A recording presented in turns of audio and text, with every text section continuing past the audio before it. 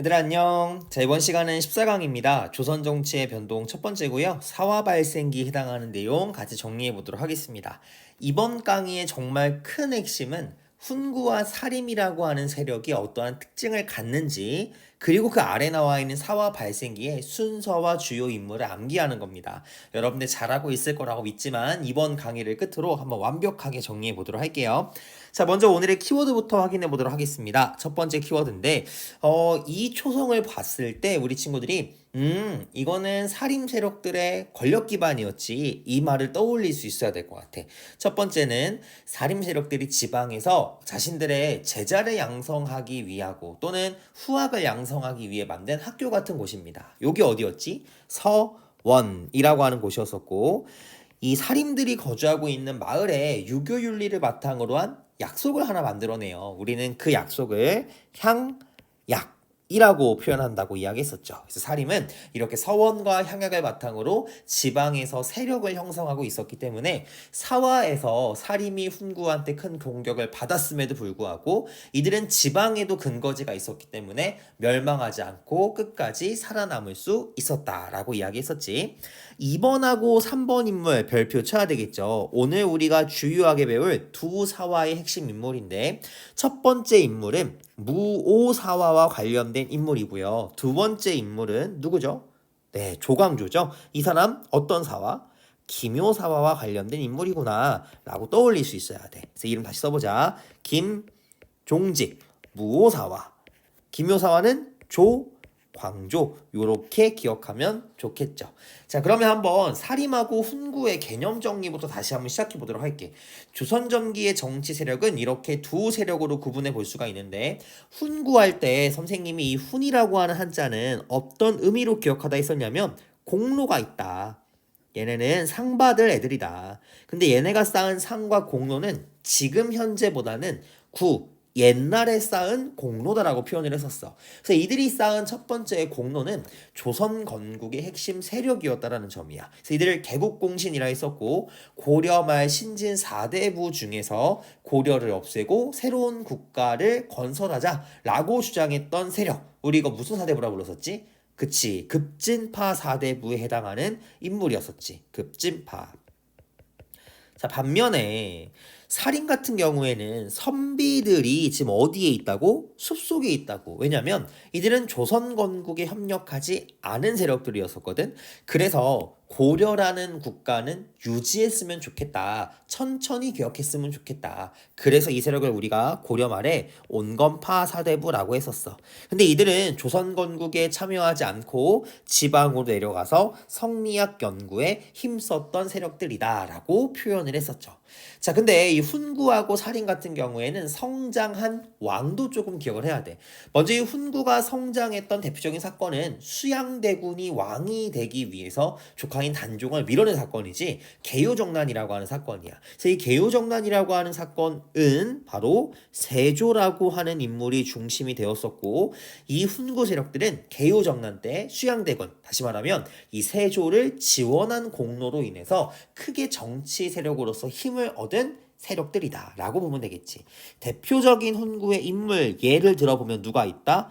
우리 계속 이야기했었던 한명회라고 하는 인물이 있다 했었고, 한명회는 당시 개요정난 시기 때 세조의 오른팔이어서 어떠한 권력을 누렸었냐면, 밑줄 한번 쳐보자. 왕실과 혼인을 맺으면서 외척으로서 그 지위를 아주 강하게 갖고 있었던 세력이었다라고 볼 수가 있겠죠.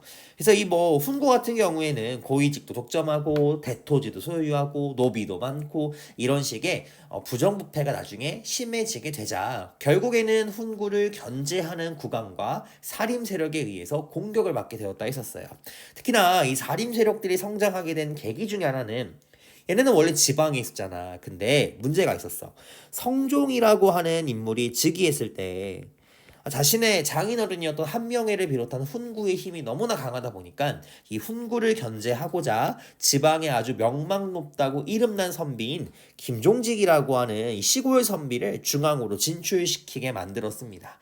그리고 이들한테 중앙에서 어떤 관직을 주냐면요, 언론 기능을 담당하는 기구에 이 사람들을 주로 배치를 시키는 거야. 바로 이게 어디였었냐면 4라고 하는 기구였지. 3, 4 한번 다시 복습해볼까 얘들아. 3, 4에 해당하는 기구 4 헌부라고 하는 곳이 있었고 감찰 역할. 4 간원 잘못된 왕의 정치를 비판하는 역할, 왕의 자문을 대비하는 홍문관 요렇게 세 개를 묶어서 우리는 3사라고 부르는데 중앙에서는 이렇게 3사라고 하는 언론기구에 앉아 있으면서 훈구 세력의 부정부패나 비리를 비판했던 겁니다.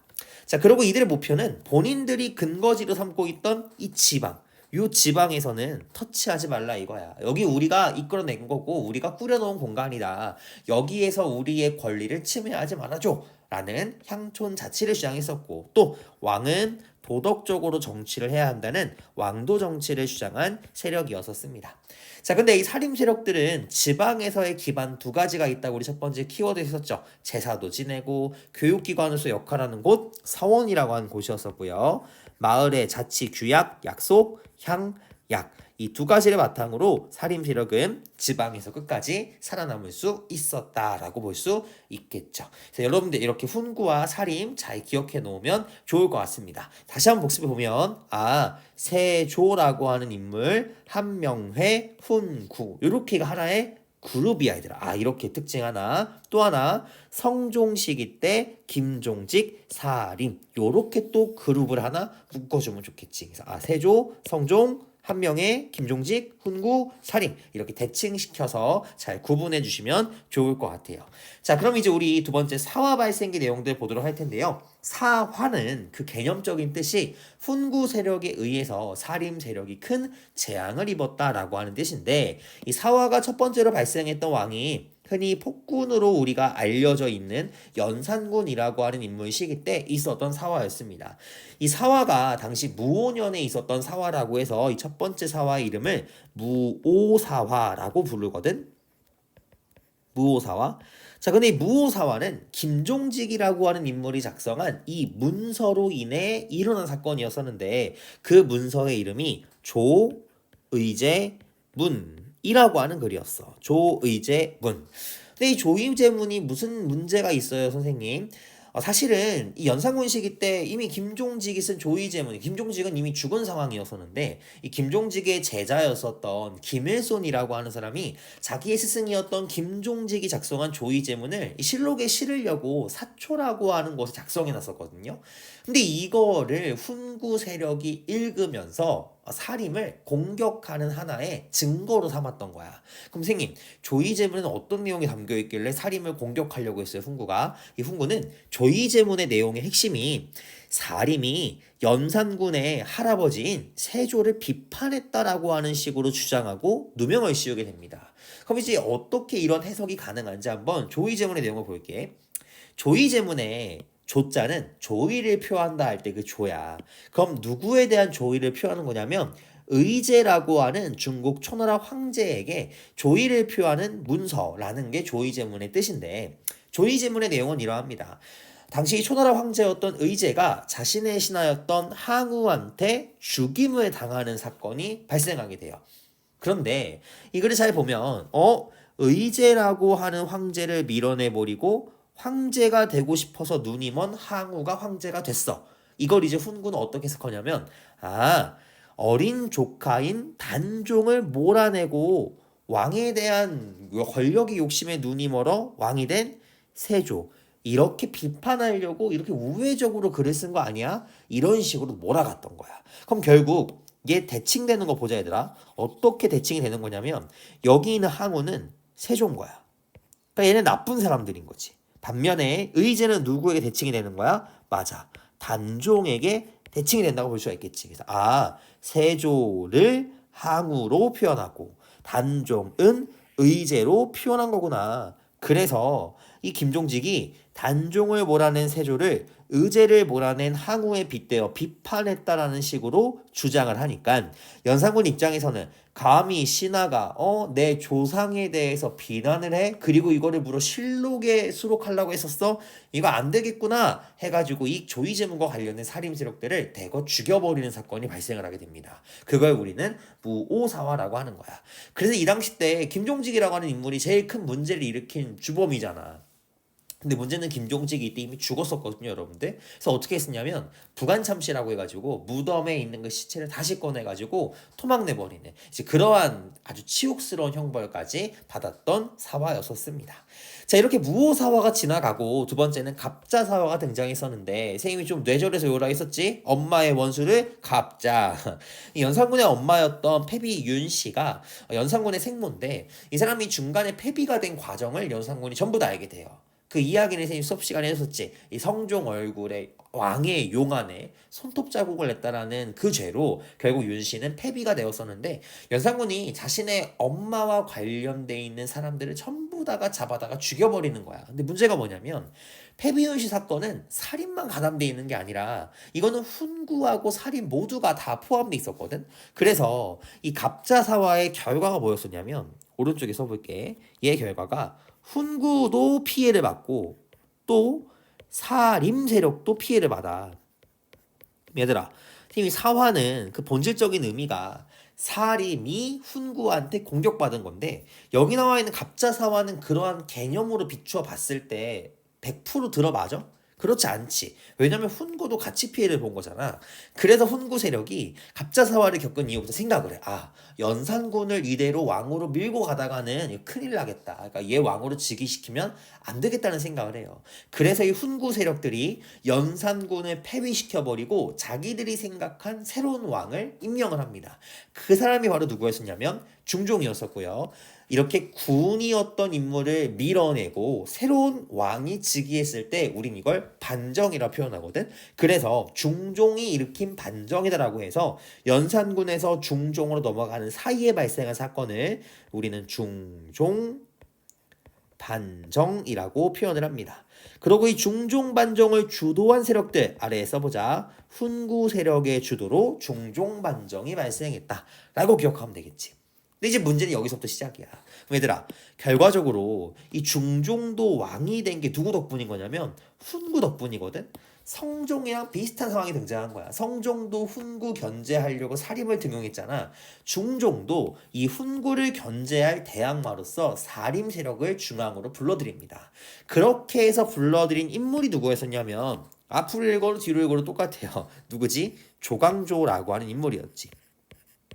근데 이 조광조가 정말 다양한 개혁 정책을 실현을 시키거든. 근데 이게 다 훈구에게 불만을 사요. 그래서 결국 또다시 훈구 세력에 의해서 사림 세력이 공격당하는 사건이 발생을 합니다. 이 사화를 우리는 기묘사화라고 부릅니다. 그럼 내용을 보면 우선은 유교 국가인데도 불구하고 조선에 도교 행사를 주관하는 기구가 있었어. 그걸 소격사라 했었거든. 그래서 이 사림의 입장에서는 유교 국가가 무슨 도교 행사를 지내? 이건 거의 사이비 같은 거야, 인식이. 그래서 도교 행사를 주관하던 소격사라는 기구를 폐지시키고요. 또 하나, 똑똑한 신하를 뽑는데 시험제도 없이 천거하는 방식을 등용하게 됩니다. 그걸 바로 우리가 뭐라고 하냐면 현량과라고 표현해.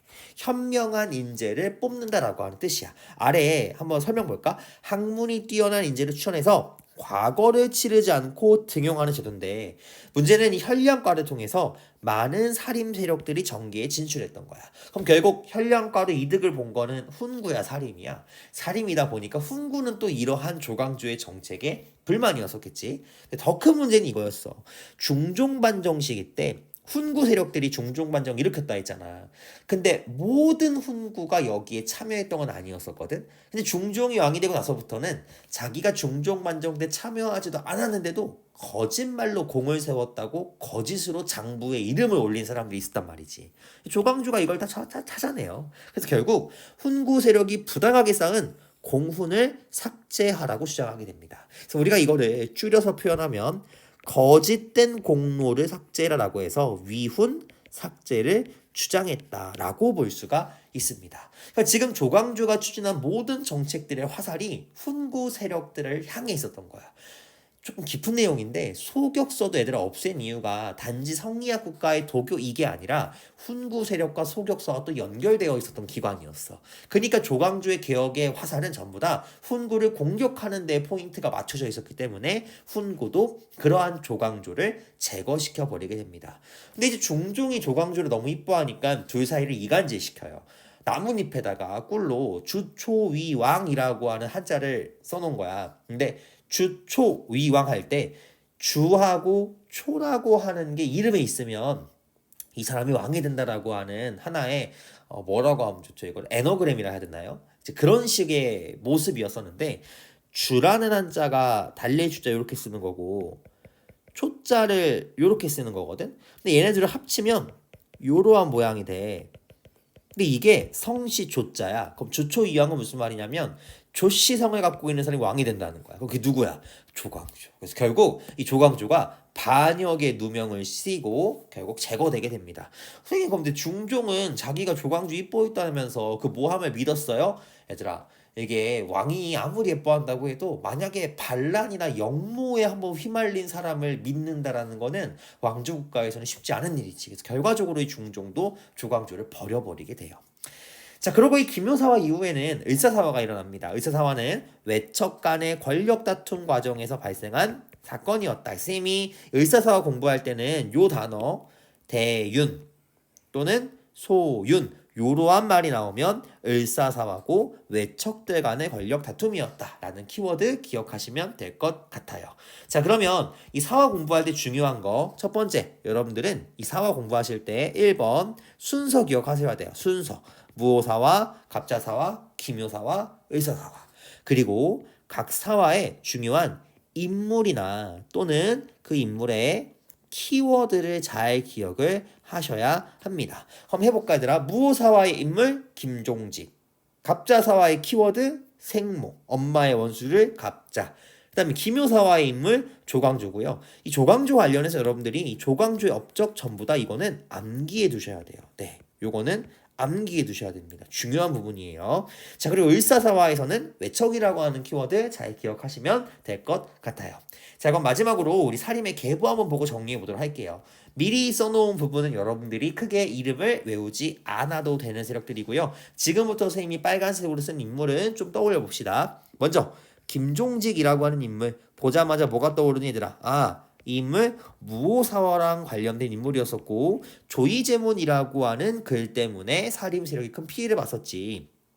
그치? 그리고 이 조이제문에서 세조는 항우에, 의제는 단종의 비유가 되면서 사림이 세조의 왕위 찬탈을 비판했다라고 하는 식으로 당시 누명을 씌워서 사림이 제거됐었구나. 자, 그 다음 두 번째 조광조라고 하는 인물 조광조. 이 조광조 기묘사화랑 관련된 인물이었었고요. 혈량과 실시, 위운삭제도 주장했었고 그리고 나 갑자기 기억 안 나지? 소격서를 폐지시키자라는 주장도 펼쳤던 인물입니다. 선생님도 사람이네. 나도 갑자기 막 생각이 안 나버리네. 자, 그 다음에 이제 아래. 자, 우리 이 부분, 선생님이 지금 형광펜을 네모치고 있는 요 부분을 좀 기억해달라고 부탁을 드렸었죠. 한번 해볼게요. 먼저 이 제자들이, 이 스승들이었었는데 조식, 이황, 그리고 이 성운이 있다고 하자. 그렇게 했을 때 선생님이 조식을 따르는 세력들은 어떠한 붕당을 형성하게 되었었냐면 그래, 북인을 형성했었고 이황을 따르는 붕당은 남인을 형성했었지. 그리고 이의를 따르는 붕당은 노론, 성호는 소론 이랬는데 중요한 건 북인 남인이 어떤 붕당에서 떨어져 나왔는지를 기억해야 돼. 그게 바로 동인이어서 동인. 그러고 이들은 사는 곳이 주로 경상도 영남 지방을 중심으로 하는 사람들. 반면에 이의와 성호는 서인이었었는데 이들은 주로 경기도와 충청도 기호 지방의 사림들이 중심이 되어서 모였었다라고 설명을 했었을 겁니다. 그래서 동인에서 북인과 남인으로 갈라지고 이들은 영남 지방이었고 서인에서 노론과 소론으로 갈라지고 경기도와 충청도 지역을 중심으로 뭉쳤구나. 그래서 이렇게 만들어진 동인, 서인, 북인, 남인, 노론, 소론 이걸 뭐라고 부르는 거야? 맞아, 붕당이라고 부르는 거야. 결국 사림은 훈구와의 대결에서는 승리는 했지만 그 이후에는 이 사림 세력들이 분열하게 되면서 붕당 정치가 실시가 되고 이 붕당의 피해가 심해지자 이거를 막기 위해 탕평 정치가 실시되었었지만 이 탕평 정치의 마지막 왕이었던 정조가 사망하면서 세도 정치가 일어나게 되었었다라고 우리가 이제 뒷부분에서 계속 복습하게 될 겁니다. 네, 이렇게 해서 한번 우리 14강에 있는 내용 정리해 봤는데요. 이 부분 관련해서 문제 하나만 풀고 넘어가 보도록 할게. 우리 32쪽에 있는 5번 문제인데 조금 어려울 수도 있는 문제거든요, 얘들아. 이거는 좀 머릿속에 생각을 잘해야 돼. 먼저 이 왕 13년 때 어라 소격서 허격파를 허락한대. 그리고 조광조라고 하는 인물이 튀어나오고 있고 현량가와 공신들의 공운을 개정, 잘못된 공운 개정, 위훈도 삭제하라는 내용이 나와 있어. 그러면 이거는 지금 다 누가 실시한 개혁 정책을 정리해 놓고 있는 거냐면 조광조의 개혁 정치. 근데 조광조가 개혁 정치를 해서 이 사건으로 죽은 사건이 뭐였지? 기묘사화였지더라. 그럼 잘 생각해 봐. 너네가 보통 헷갈리는 게 다하고 라에서 고르는데 큰 혼란을 겪어. 근데 봐봐. 조광조가 이러한 개혁을 실시해서 죽은 게 기묘사화잖아. 그럼 기묘사화 이후부터 조광조는 이 세상 사람이야, 저 세상 사람이야. 주님 곁으로 가는 시기야. 그러면 지금 나와 있는 이런 조광조의 개혁은 기묘사화 전에 들어가야 될까? 기묘사화 이후에 들어가야 될까? 전에 들어가야 되겠지. 그러니까 정답은 3번. 요렇게 여러분들이 골라주시면 되는 문제였습니다. 왕 한번 정리해보면 조선 건국했던 거 태조, 훈민정음 반포 세종, 을묘외변은 모르셔도 되고 기묘사화는 중종, 임진왜란 발발은 선조시기 때 있었구나. 요렇게 정리하면 되겠습니다. 그래서 5번의 정답 몇 번? 3번 이렇게 고르시면 됩니다. 자, 이렇게 해서 이번 시간 훈구와 살인 세력의 특징과 그리고 사화의 내용 잘 정리하셨죠? 특히나 선생님이 사화는 서술형이 10점짜리로 나온다 했었고요. 오늘 이야기한 거에서 이 서술형 힌트도 전부 다 드렸습니다. 그러니까 꼼꼼히 내용들 복습하시면서 여러분들 것으로 만드시기를 부탁드릴게요. 자, 그럼 선생님은 다음 시간이죠. 이 사림들이 분열하기 시작하면서 만들어진 붕당 정치부터 탕평 정치기의 내용으로 한번 같이 복습해보는 시간 가져보도록 할게요. 복습 꼼꼼히 하시고 다음 시간에 봐요. 제발 안녕.